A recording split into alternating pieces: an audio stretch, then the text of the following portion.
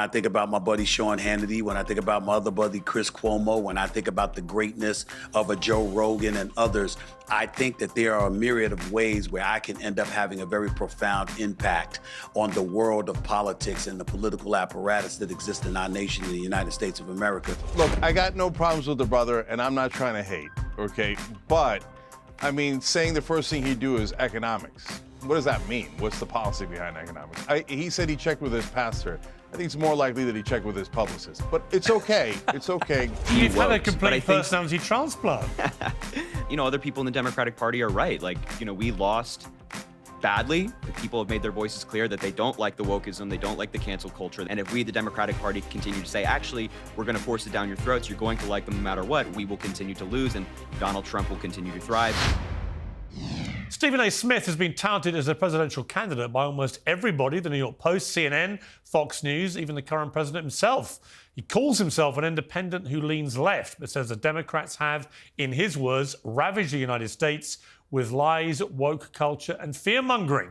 And he joins me now. Stephen, great to have you on Uncensored. What's going on, Piers? How are you, man? How's everything? Well, last time I saw you, I was actually walking out of the Fox News building and I see this presidential-looking man striding towards me with ambition coursing through his veins. And we had a little chat, and I said, are you going to run? You went, no. And you've been carrying on saying no ever since. But the thing is, the more you say no, but the more you talk about the problems facing the Democrat Party and the United States of America, the more people want you to say yes. Mm-hmm. Well, I can respect that, and I appreciate it. I'm really flattered by it, and I certainly don't want to be dismissive of those who feel that way about me and have that level of confidence in me. It's just that that's not where my heart lies. My heart has never lied in being a politician. To be quite honest with you, I'm not trying to cast any aspersions on any particular individuals, but I view politicians essentially as professional beggars. You always have your hand out looking for money, looking for favors, looking for clout, et cetera, et cetera. And when you're in my position, who's busted my tail for many, many years to get to the position that I'm in, well, I don't have to beg for much in this day and time in my life. And so because of that, to think about and contemplate surrendering all of that to be in a position where I've got to go out there and beg via fundraisers, beg in terms of, campaigning, beg for other politicians for their support. If I was to be in elected office, to beg for support and votes, et cetera, to find myself in that position, to imagine me being in that kind of position is something that I have no inclination to engage in. It's just that my pastor, several elected officials, folks in the streets of America, including yourself, Piers, because you said this to me when you ran across me outside of Fox News. Run, run, run. I mean, when you hear that, my pastor, A.R. Bernard at Christian Cultural Center in Brooklyn, New York, said to me, have the respect to show appreciation and love to those who respect and love you, and at least leave the door open, because many have said before they have no interest, but God had different plans, and you never know what's going to happen 3-4 years down the road. Think about that, and at least leave the door open, and that's why I did it. So your door is open? Well, the door's open. I won't deny that. I just find it hard to believe that I'll ever walk through it because I'm living a pretty good life. I mean, I'm sure you've read the reports. I've re-upped with ESPN. I did. Very jealous. Really, really good life right now. And that's not the only opportunity that's coming down the pike. But when I think about yourself, when I think about my buddy Sean Hannity, when I think about my other buddy Chris Cuomo, when I think about the greatness of a Joe Rogan and others, I think that there are a myriad of ways where I can end up having a very profound impact on the world of politics and the political apparatus that exists in our nation, in the United States of America, in this day and age. So I always leave the door open for that possibility, because I am a pundit and I am a commentator.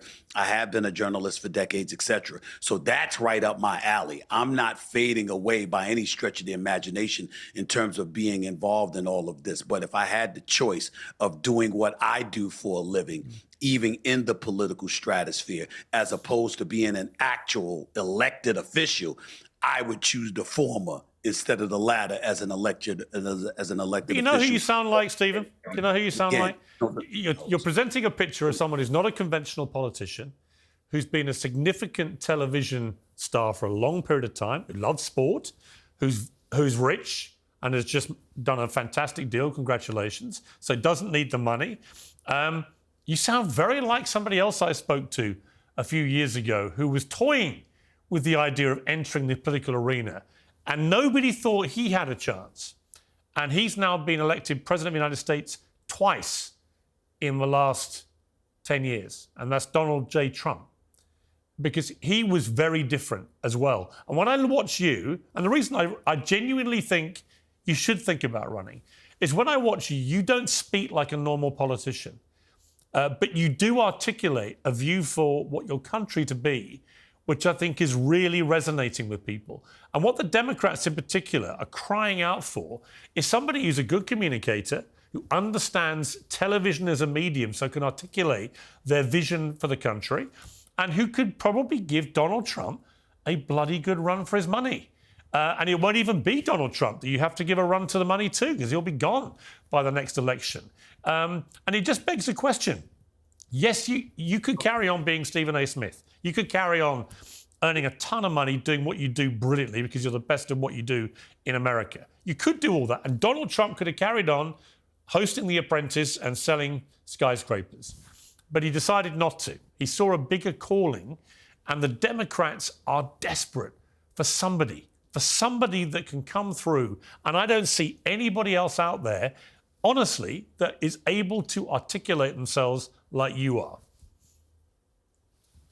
Well, thank you for the compliment, number one. Number two, I really appreciate you saying that, and I want to be very, very clear that I'm supremely confident that if the political apparatus or the party apparatus that exists, for example, with the Democratic Party, you got to go through superdelegates. Obviously, you're a GOP guy. You've got Marco Rubio as your Secretary of State. You got J.D. Vance as a vice president. They have other guys in the bullpen to step up in the event that Donald Trump isn't successful in seeking a third term. Not to say that he is. That's more Steve Bannon than him.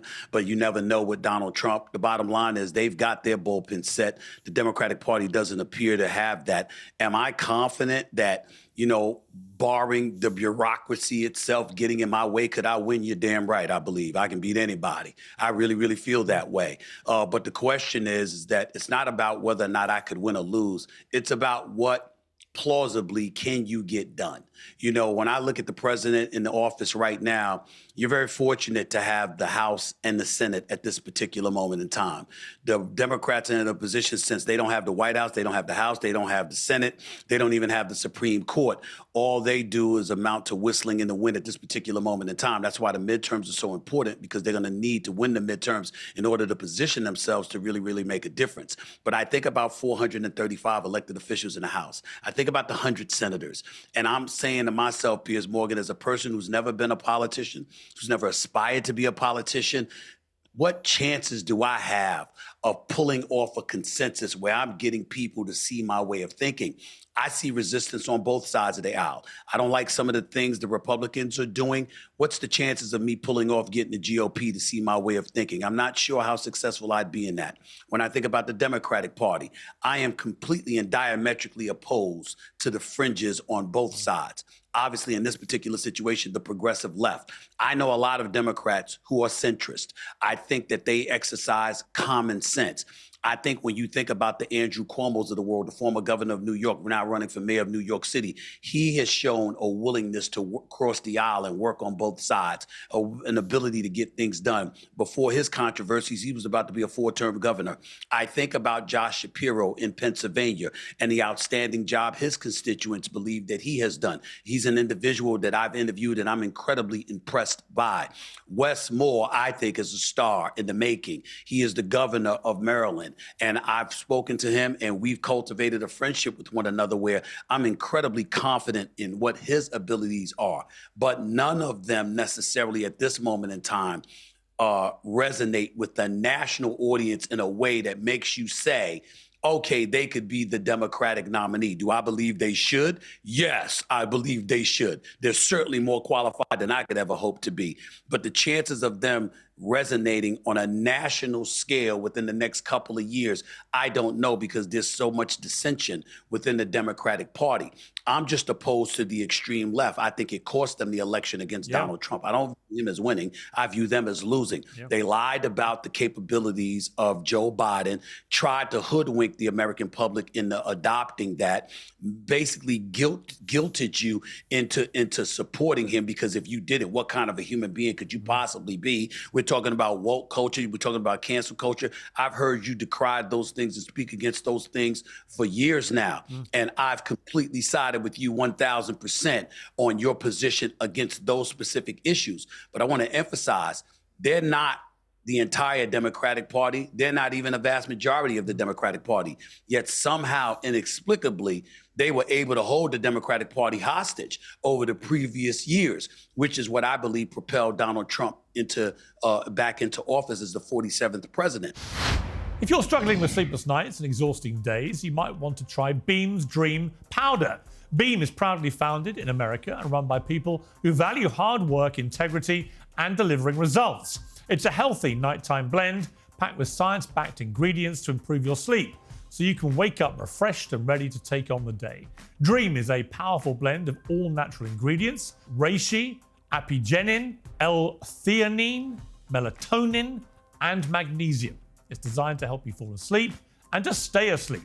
We've teamed up to give you a massive discount of up to 40% for a limited time. So go to shopbeam.com/Piers, P-I-E-R-S, and use promo code Piers at the checkout. That's shopbeam.com/Piers. Use promo code Piers for up to 40% off. Sleep better, wake up stronger, and show up ready for your family, your work, and your country too. So I think about all of those things and I say to myself, okay, I could possibly win an election, but it's not just about winning. It's what's the purpose of you winning? What are you going to be able to get done? And I think that that's a question that I'm obliged to ask myself, not just on behalf of myself, but on behalf of the American people, if I'm ever to take this that seriously. That means I need to study the issues. I need to understand that I would need to conjure up and come up with a plan of action, whether it pertain to taxes, immigration, healthcare, of course, the economy overall itself, foreign affairs. These are all things that I need to master, which I can assure you I have not. And so because of that, I won't lie to the American public. I won't lie to anybody in this world about what I'm qualified for and what I'm not qualified for. Am I confident I can do it? If I really put my mind, heart, and soul to it, absolutely. But is my mind, heart, and soul interested in going that far? Not if you can find a more viable, certainly more qualified candidate than myself that can run for office. Well, I certainly have not seen one who's more articulate or who is more eloquent or more passionately able to explain the problems that the Democrats have faced. Well, you've absolutely hit the nail on the head. Let's just play hypothetics for a second. Let's assume that you get talked. Let's assume you get talked into doing this. Let's assume you run. Let's assume you win. You're in the White House. You've had the inauguration. You're President of the United States. What would be the priorities for you, Stephen A. Smith? You've had a good long look at America, good, bad, and ugly for many years. You've opined about it many, many times. What would be your priorities if you were the president of the United States? Number one, it's always the economy. It's always the economy. Putting money in people's pockets. Me being born in the Bronx, New York, raised in the streets of Hollis, Queens, New York City, growing up relatively poor. I'll tell you a really, really quick story that's really funny. I remember when I was finally able to afford my own house in South Jersey back in, I believe it was 2001. One of the funniest things is I never thought about this, right? So a neighbor comes up to me and he's like, "Oh my God, Stephen A., you write for the Philadelphia Inquirer. I'm a fan. I watch you all the time. I read you all the time, man. I love you. I love you. I love you." And I looked at the guy and I was like, "Yeah, thank you. But could you do me a favor you gonna mow your grass?"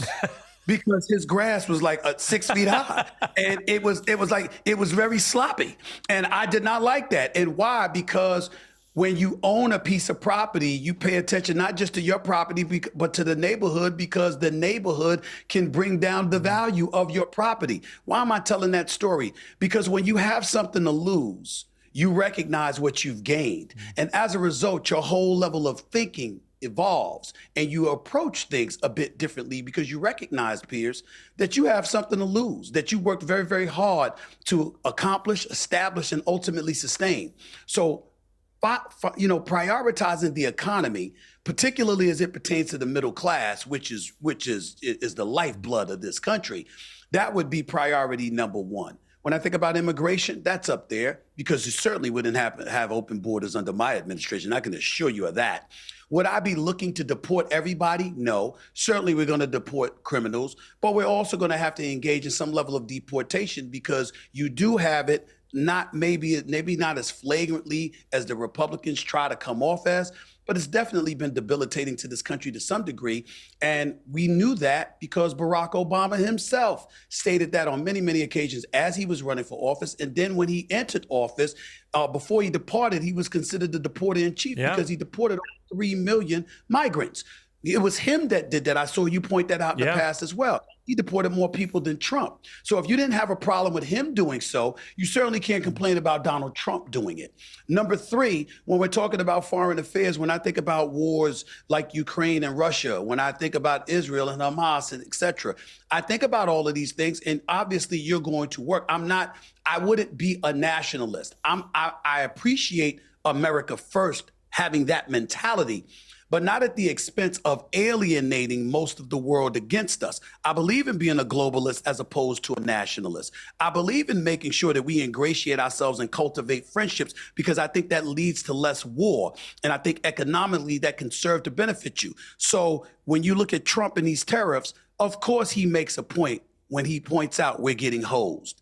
But to go about the business of rectifying it by alienating most of the world initially, when really your target was China, okay, more so than anybody else. How about going after them and rallying your allies to make a decision by choosing you instead of them when it comes to conducting business? Those are the way. I wouldn't be scared of war. I wouldn't want it. I wouldn't invite it.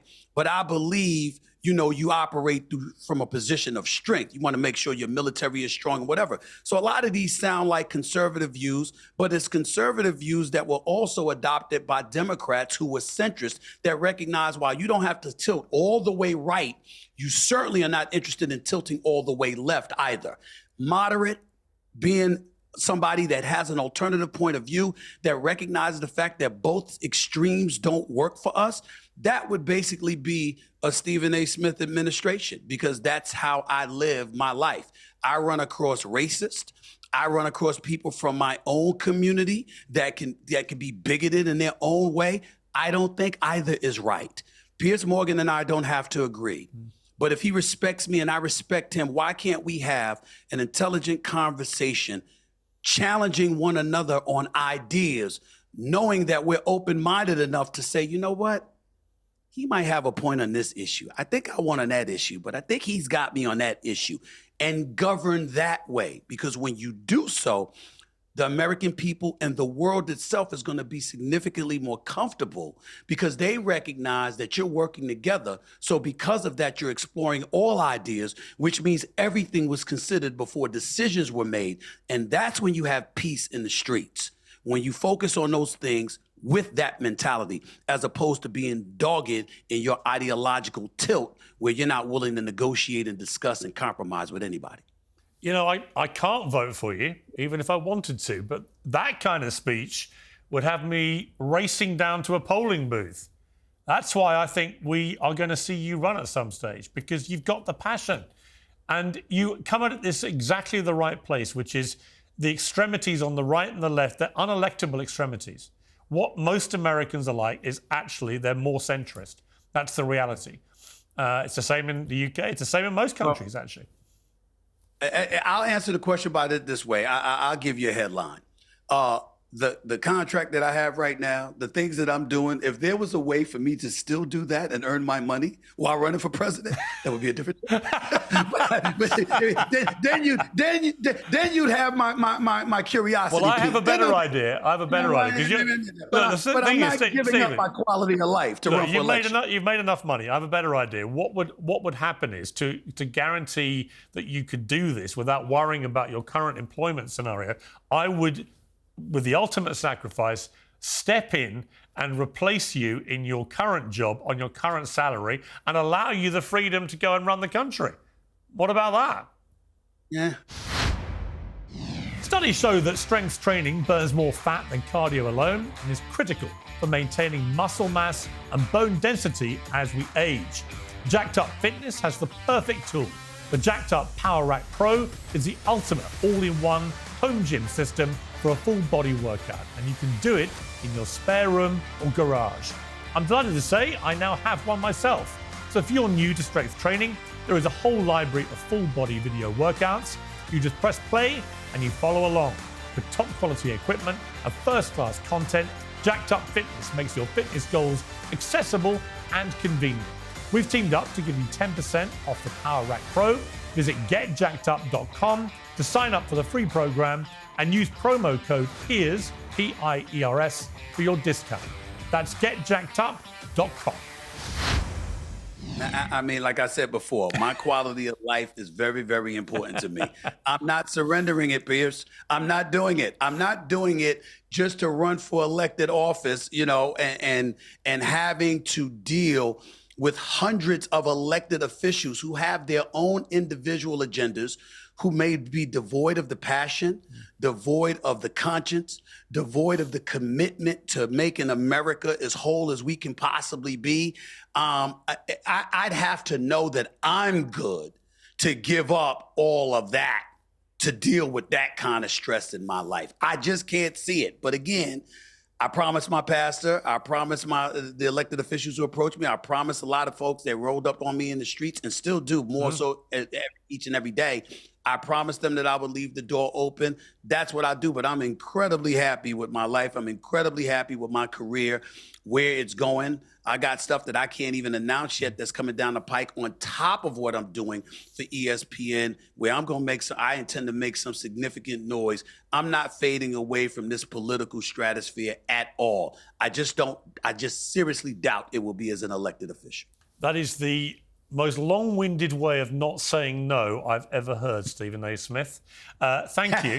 Thank you for coming on Uncensored. I love interviewing you. I'd love to do a longer interview. I think you're a fascinating guy. You are exactly what this debate needs. Whether you end up running or not, you are what the Democrat Party in particular needs to hear. And I think that we're going to debate now with a panel exactly what you've been saying. But I think we have not heard the end of this, and your door may creak more and more open as the next few years go by. But it's great talking to you. Might have to. It might have to, because I'm not going to stop calling it like I see it on either side. Yeah. I don't care if it's Democrats or Republicans. If I got a problem with what they're doing, I'm going to let them know about it. And I'm not going to be caught up in the fact that I'm a black man, so automatically I'm supposed to be tilting towards the Democratic side. I'm done with all of that. I'm tired of that. Let's make sure we debate. Let's stop focusing on supporting individuals, and let's look at policies that actually work and don't work for the United States of America. That's what I would like us to focus on as a nation and as a world. And I hope that we all lean towards doing just that. I love it. Stephen, great to talk to you. Thank you very much. You too, Piers. Take care.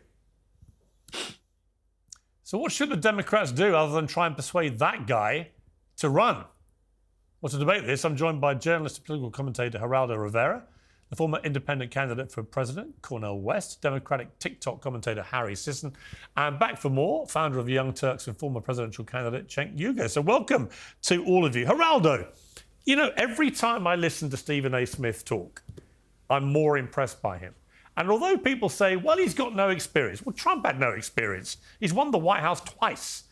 We live in very different times now as to what constitutes the right kind of experience to run the United States. Is there any reason why somebody like Stephen A. Smith could not actually end up running for president and potentially winning? No is the quick answer to that, Piers. he is such an impressive and eloquent person. And he has the tireless qualities I think you need to run. He's robust. He's macho. He's confident. He's everything the Democrats have not been. My only advice to him as a friend and as a lawyer would be careful not to mess with that $100 million ESPN contract.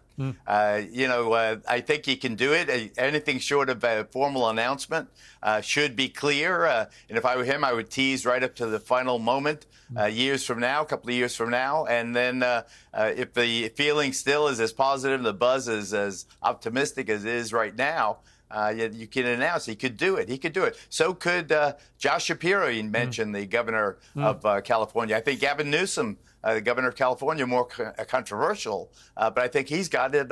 He's got that quality also, that charisma, that confidence, that ability to shake off what used to be the Democratic Party, the manacles of wokeness.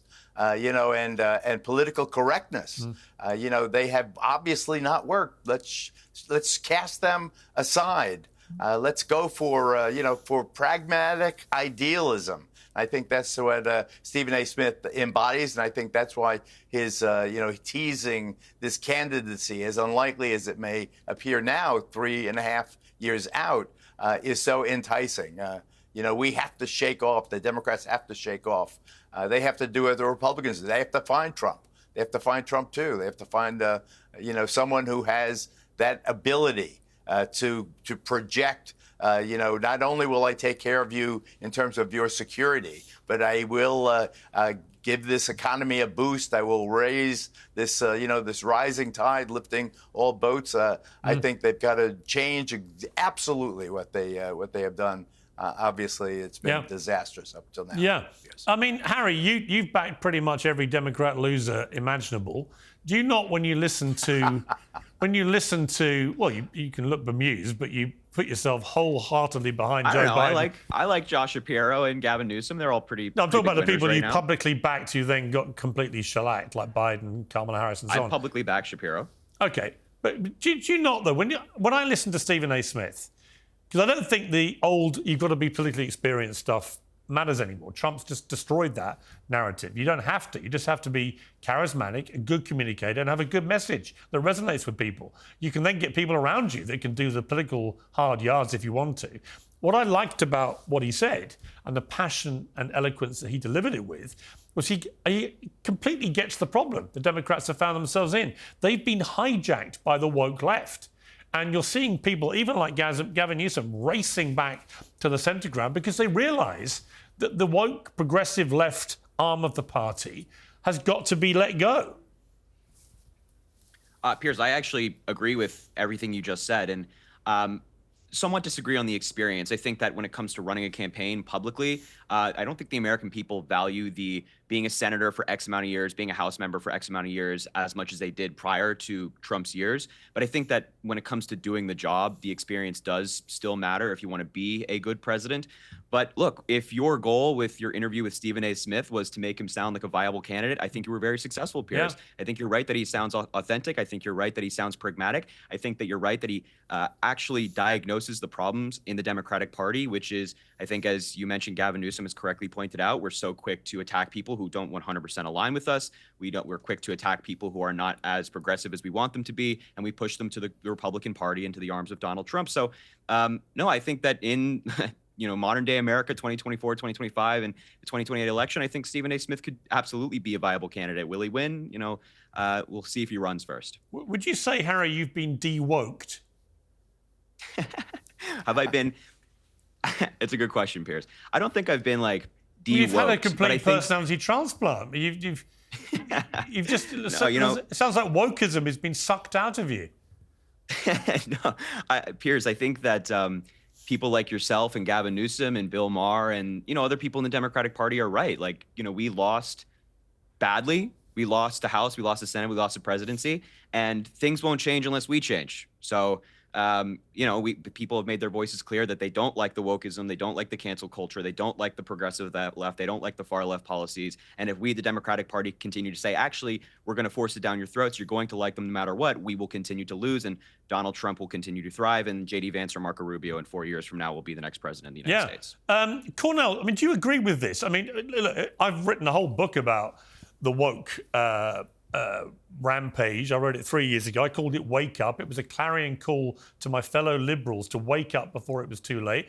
People clearly didn't read it properly because they carried on down that progressive, hard left, woke agenda, and Trump exploited that very skillfully with the Republican Party, and he got re-elected. I think it was one of the main reasons he did.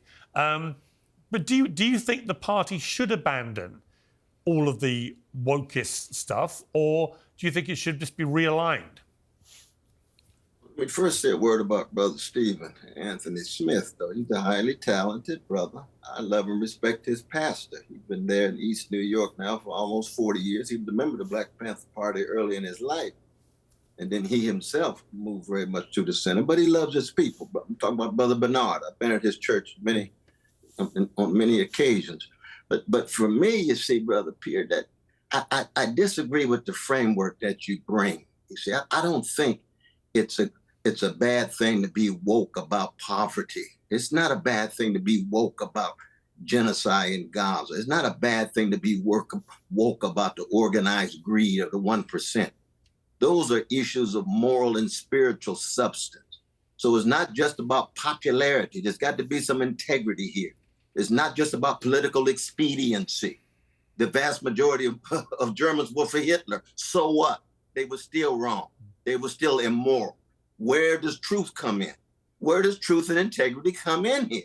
This is not just a matter of what kind of Machiavellian politics you can come up with. Well, okay, but let me challenge you. If you understand if you understand by woke dogmatism of the left, then I'm against dogmatism of any sort. But if you understand woke, people who are concerned about poor people and working people and colonized people and hated people, despised people, if you're going to hate on trans and hate on gay people and downplay what's happening in Gaza with precious Palestinians, then sleepwalking is not a good thing, brother. Okay, let me challenge you. At all. Tax day has passed, but for millions of Americans, that's where the trouble begins. The IRS is now ramping up enforcement for those who missed the April deadline or still owe back taxes. Well, today's sponsor, Tax Network USA, can still help. If your books are a mess, if you're self-employed, or if you're a business owner, Tax Network USA specializes in cleaning up financial chaos and getting you back on track quickly. They say the IRS is applying enforcement pressure at levels they've never seen before. But even after the deadline, it's not too late to take control. The consultation is completely free. Acting now could stop penalties, threatening letters, and surprise levies before they escalate. Call 1-800-958-1000 or visit tnusa.com/peers. That's tnusa.com/peers. Let Tax Network USA make the next move, not the IRS. Cornel, let me challenge you. I made the point at the start of my last book, and I've just done a new book, which is going to come out in October. I'm sorry, I haven't read it, though, but I need to get to it. I've got a new book called Woke is Dead coming out, just so you know, just to prepare you. But what I would say to that is, when woke was originally devised back in the 60s, from the music world, actually, mainly from the black music world in the 60s, it was supposed to be encouraging people to have more awareness of social and racial injustice. And by that criteria, I would happily say, I want to be woke. What happened in the last few years is that it became an extraordinarily virulent new form, ironically, I felt, of the very thing that woke people would say they hate most, of fascism, where it became something where people on the progressive left felt they had the right to tell Americans, and around the world, but Americans, how to think, what heroes they can have, what movies they can enjoy, what humor they can laugh at, what clothes they can wear, etc., etc., etc. And it became a form of fascism. And this cancel culture mentality became utterly brutal and unforgiving. and completely, in my view, un-American. And I would ask you, you mentioned there that people hate trans. I don't think it's ever been about people hating trans. Well, no, Well, I think there's I'm going to ask you. Hang on. I'm going to ask you a question. Do you Yes. think it was fair that biological males were allowed to compete in women's sport? No, I was never for that. Right. Not at all. So, I've been an athlete so that myself. was I a never key for- tenet but of that being doesn't mean- of the but that modern day doesn't mean- woke. But one can still have a deep love of trans. Yeah, that's and fine. Make sure there's fair competition. That's fine. That's all. No, that's but fine. I heard a lot of demonizing. But look at the demonizing of Palestinians, brother. One of the reasons why we can't talk about genocide is anti-Palestinian racism is so thick that all those deaths and all those babies don't mean nothing to people. They don't count. That ain't nothing but racism, brother. Let's just be honest about I have it. no problem. I have no problem, Cornel, people talking up for the Palestinian people in the way that you just have. I would quibble with the word genocide, and I have done. I don't think it's a genocide what's happened. However, Just massive crime against however, I massive do. crime Hang against on, humanity. Cornel. Massive I do think way too many innocent people, women and children in Gaza have died, and this has to stop. Right. So I completely concede that point. Okay. But I would also say that when I have guests on who refuse to condemn Hamas, refuse to condemn October the 7th, and that happens a lot, that shows me that there is another mindset there, which is, that fine, only Palestinian lives matter, and that all the lives that were taken on the other side don't matter. That's wrong too. Murder is murder and human life is human life. But for the most part, anti-Palestinian racism cuts so much deeper than staying in contact with the lives of Israelis. That is a fact in America. In America, Israeli life has more value than Palestinian life. Do you agree with that? I don't agree with that, actually. And I think the reality is, I remember... I can tell you that in West London, where I live, most of the time, the day after October the 7th, there were mass numbers of people in the streets in my high street, and because the Israeli embassy was there. And I assumed they were turning out to support the Jewish people after this horrific massacre. It turned out they were supporting Hamas. And I thought that was an unbelievably despicable thing.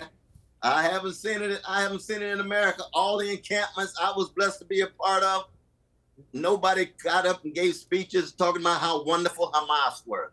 Not one. And all the speeches that I gave had nothing to do with pro-Hamas. It had to do with the vicious occupation and 78 years of subjugation and the killing of innocent folk. The killing of innocent Jewish brothers and sisters, their life is precious, just like any other human life. And many of us made that point. Yeah, and I would like... I want to move it back to the Democrat Party's future, but just on that, I think that Palestinian and Israeli lives, they should have the same human rights. Bottom line, end. Cenk, let me bring you in here. It's a really interesting debate for the soul of the Democrat Party. You've been immersed in this for quite a while now, and I think you've seen the way the wind was blowing way before a lot of people. But when you see someone like Stephen A. Smith, what do you think? I mean, I just think he's clearly flirting with this. He's getting more popular. I think people really like him.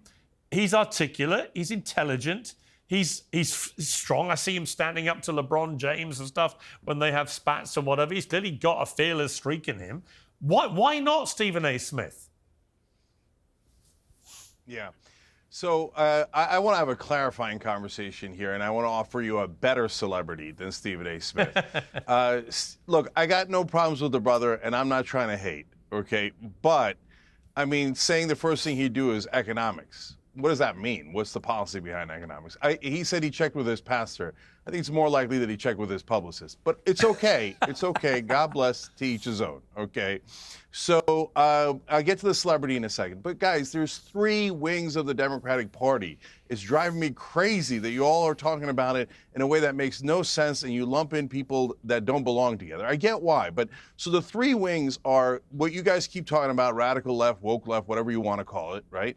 But then you got the establishment, and that's the part that you guys never talk about.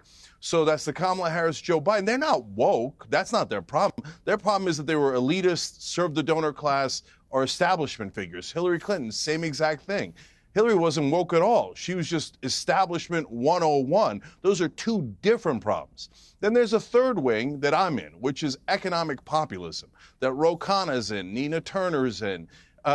So Nina Turner brings in basically the black wing of the populist movement and talking about the freedom budget that the civil rights movement talked about. Why? It's an economic issue. It's about populism. It's about raising wages. So what do we focus on? How can the Democratic Party win? That's the most important thing.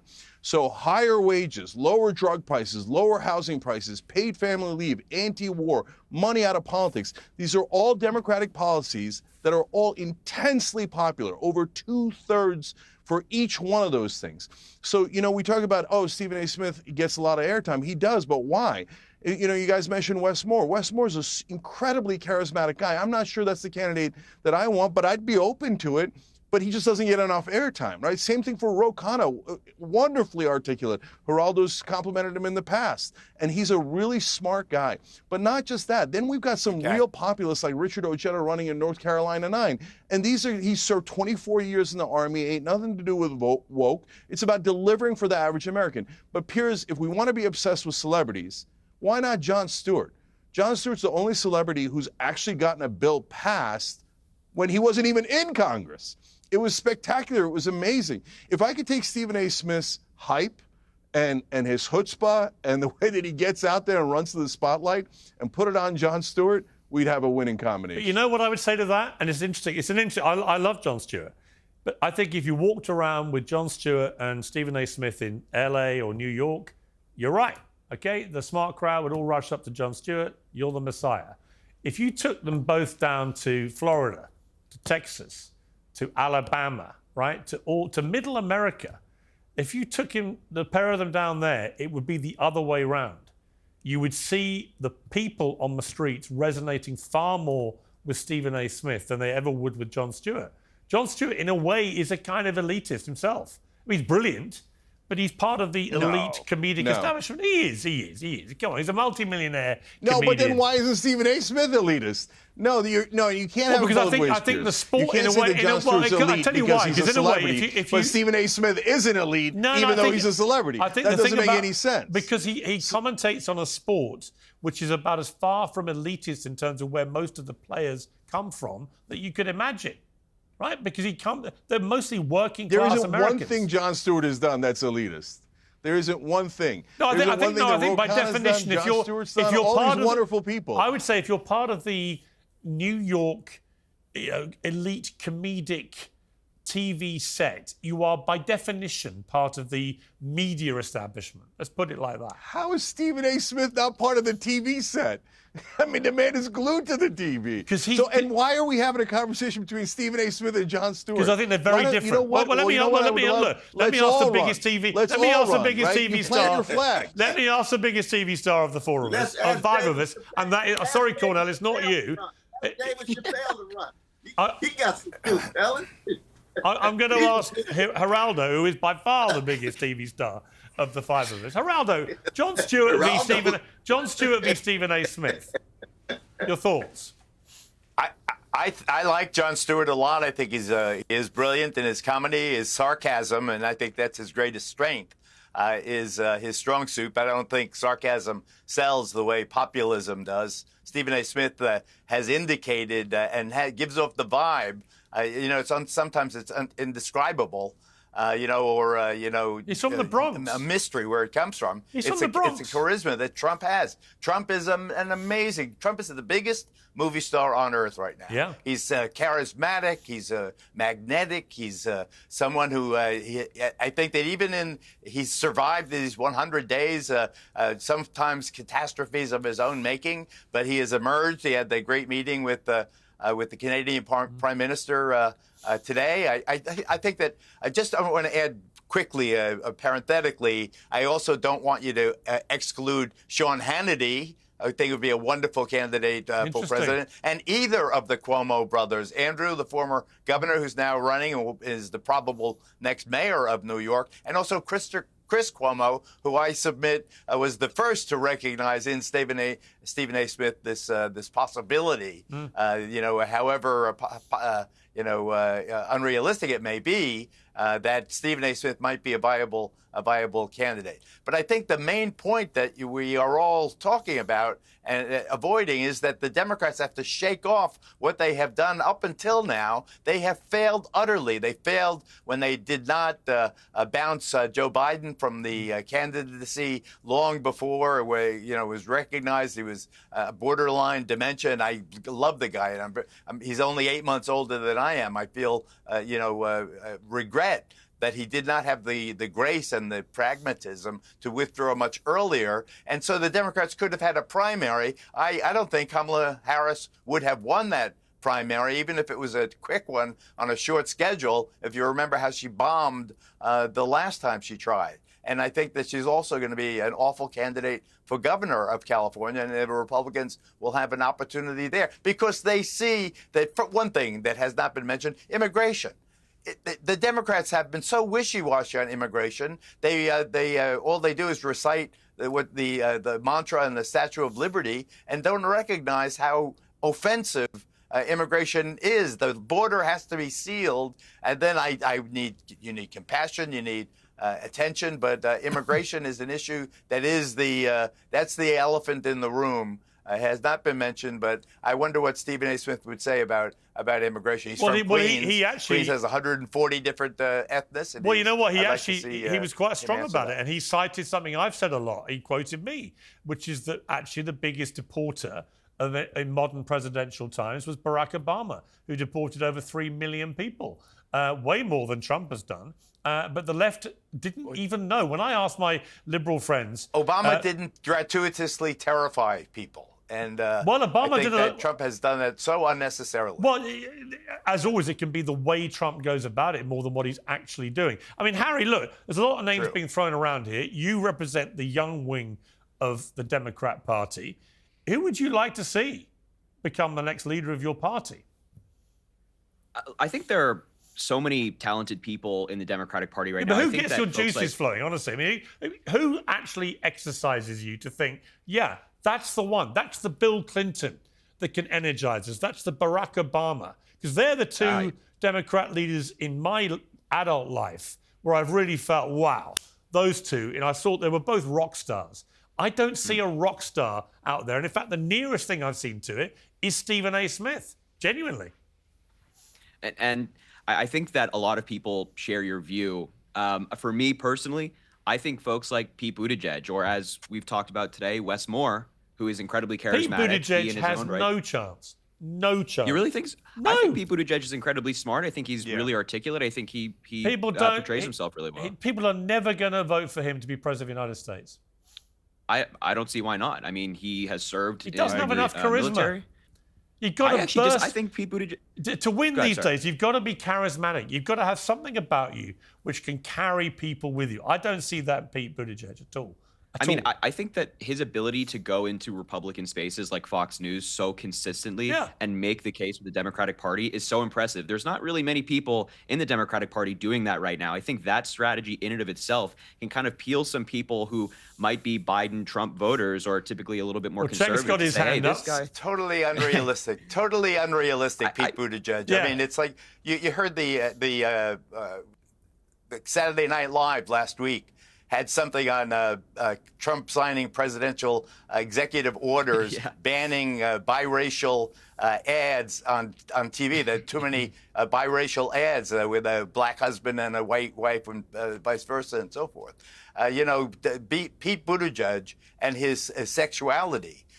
Maybe for the woke class, we're way overdue to recognize that you could be gay and be a wonderful, charismatic, inclusive leader. But that is, if you talk about elephants in the room, there's absolutely no way, despite the fact that Pete Buttigieg is a legitimate war hero with combat experience. But Geraldo, you don't think a gay person could never happen. You don't think a gay person could ever be president? But wait, hold on. I think that it is exactly the. Go ahead. But I think that it's just if you talk about woke, that's woke. All right. But like in 2008, Obama. No. Go on, in 2008, Cenk. this is all wrong. Okay. So hold on, guys. Hold on. Look, you want to talk about people going to Republican, right-wing, independent spaces. I do that, right? And so when you, what I'm trying to get at is independence, because that's who you need to win elections, right? We need to get real here. So the problem with being woke isn't someone who's gay. Who cares if they're gay or straight, et cetera? That's not the issue at all.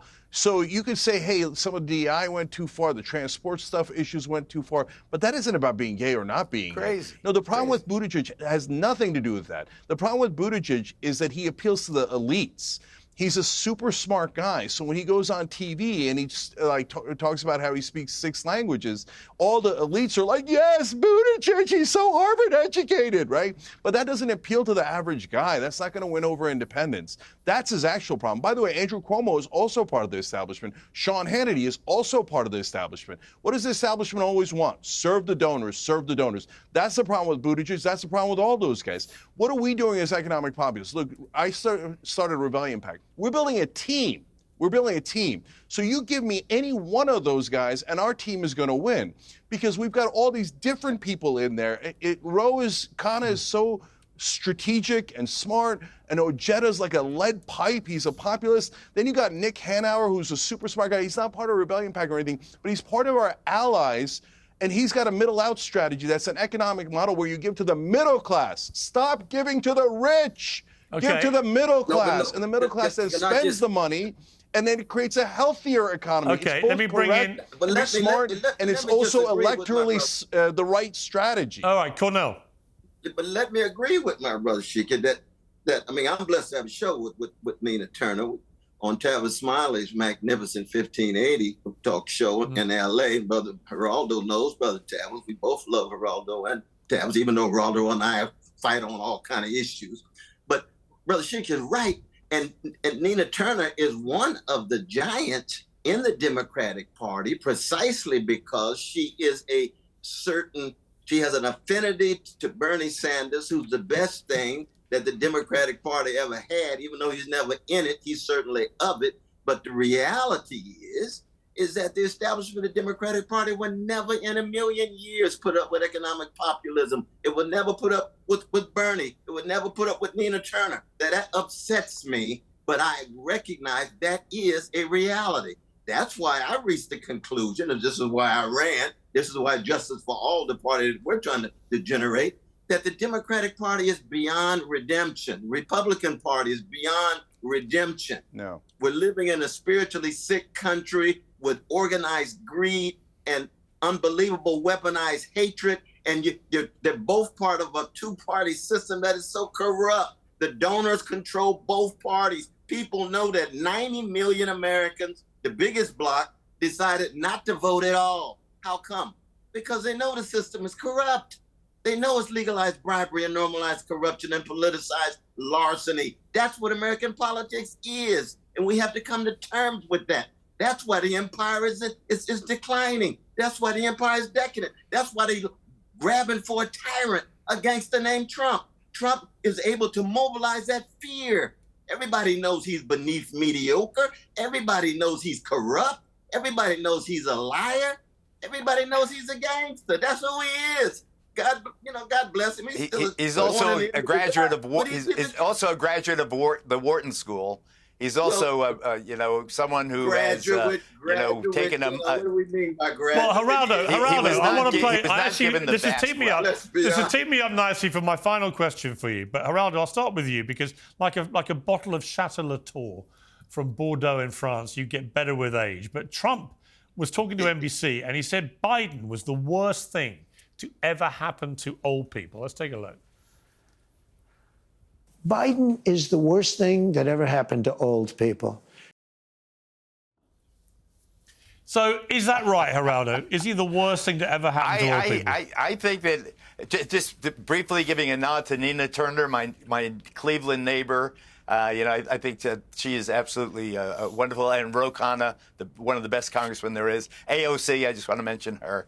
I think that Joe Biden's frailty, and the fact I mentioned earlier that he's only 8 months older than I am, did give the impression, I think, to many people who are watching this program probably, that there is a chronological, do not run point, and maybe there should be age limitations. But there's also, let me speak up for zesty senior citizens. Yes.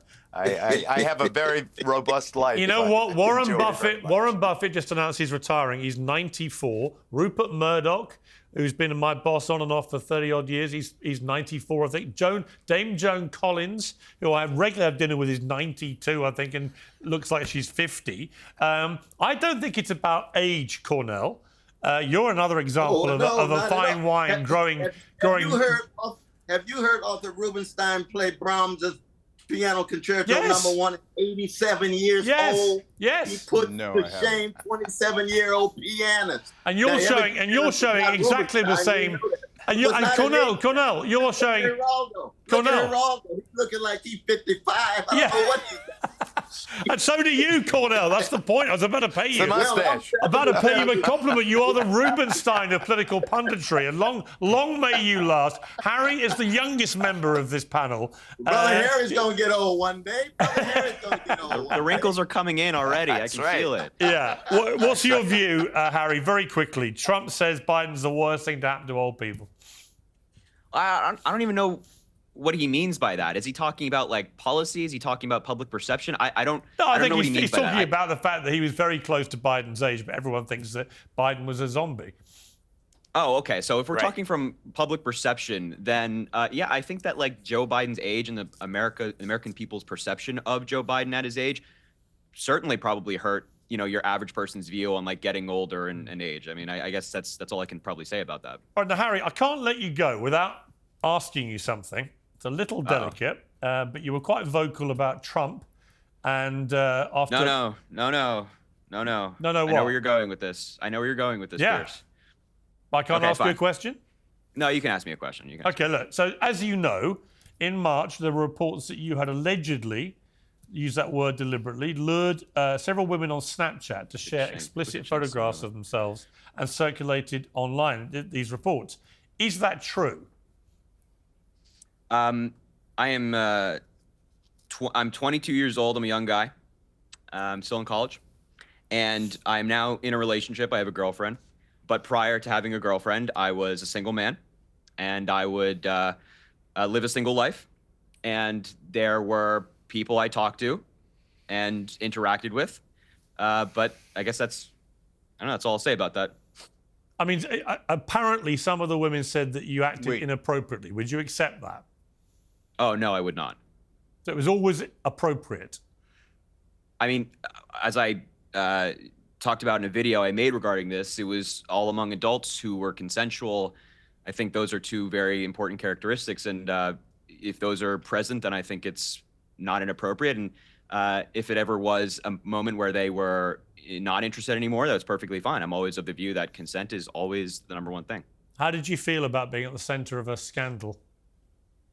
I think at my age, being really young, having like sensitive things like that on the internet is hard. It's a weird thing. It's also hard to like talk to anybody about because it's, not many people my age can relate to this and being like, oh yeah, I remember when I had my first Snapchat scandal. So it was a little isolating, but I think I've learned a lot from that. And I think that, I really try to take negative things that happen and look at the good in them and learn from them and grow from them. And so that's what I'm doing right now. I'm learning and growing and trying to be a better man every single day. And that's where I'm at. Well, Harry, it's good to have you back on Uncensored. And I'm glad we gave you the chance to respond to that. Yeah, Cenk? Piers, I don't know a thing about that so-called scandal, but are you trying to do cancel culture here? No, I'm trying to do the opposite. I've got him on my show.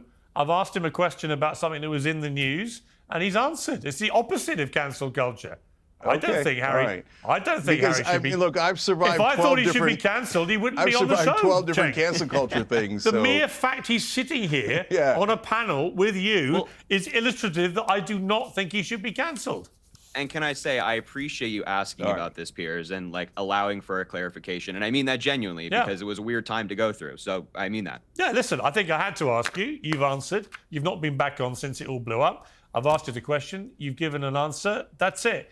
You are definitely not cancelled. Cenk. You might be Cenk, though, if you carry on. Okay.